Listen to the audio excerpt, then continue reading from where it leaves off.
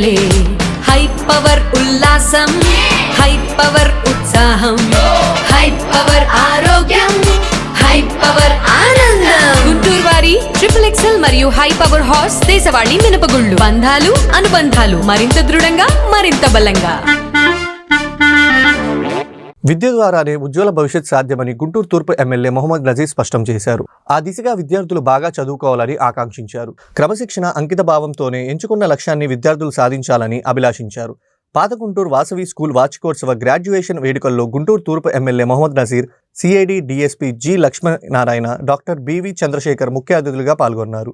ఈ సందర్భంగా school MD Srinivasarao ముఖ్య అతిథులను ఘనంగా సత్కరించారు. ఈ మేరకు ఎమ్మెల్యే మాట్లాడుతూ విద్య అనేది సమగ్ర మానవ వికాసానికి బాటలు వేస్తుందన్నారు.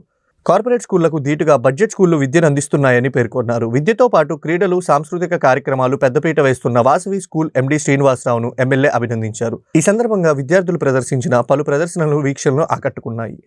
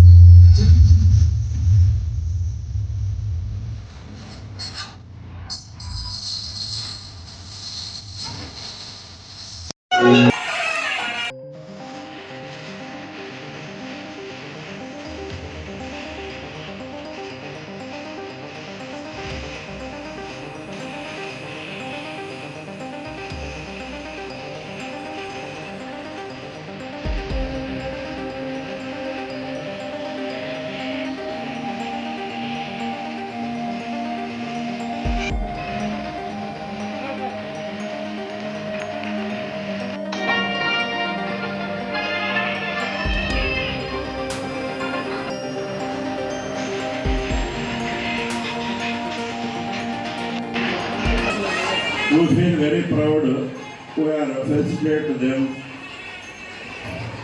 ఎంతో విలువైన సమయాన్ని కేటాయించి మా ఫంక్షన్కి వచ్చినందుకు చాలా ధన్యవాదాలు. బిలౌడ్ చీఫ్ గెస్ట్ చంద్రశేఖర్ గారు, రెనౌన్డ్ సైకాలజిస్ట్, మా స్టూడెంట్స్కి చాలా విలువైన మోటివేషన్ ఇచ్చి డెవలప్ చేశారు. Thank you sir.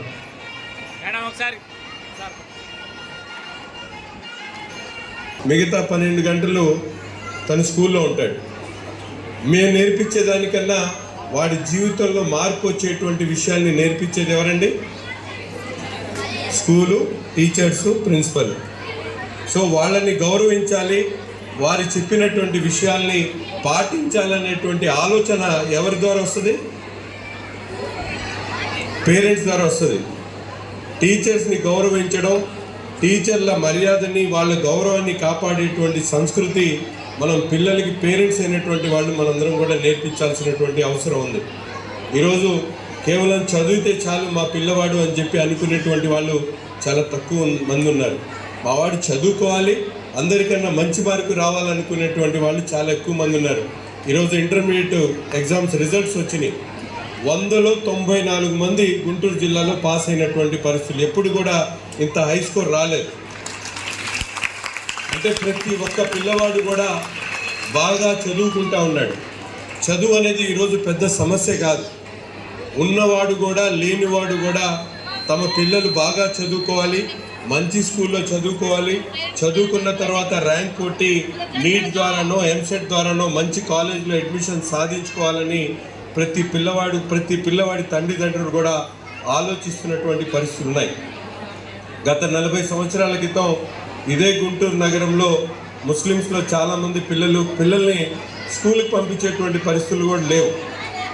కానీ ఈ 40 సంవత్సరాల్లో కూలీ చేసుకొని 400 రూపాయలు సంపాదించుకునేటువంటి తల్లిదండ్రులు కూడా 300 రూపాయలు వాళ్ళ ఎడ్యుకేషన్ కోసం పెడుతున్నటువంటి పరిస్థితులు ఉన్నాయి. ఎంతో గారాభంగా పిలుచుకునేటువంటి పిల్లల్ని హాస్టల్స్లో పెట్టి చదివిస్తూ ఉన్నారు. దానివల్ల ఏంటంటే విద్యకు ఉన్నటువంటి ప్రాముఖ్యత ఏంటో మనందరికీ కూడా తెలుస్తూ ఉంది.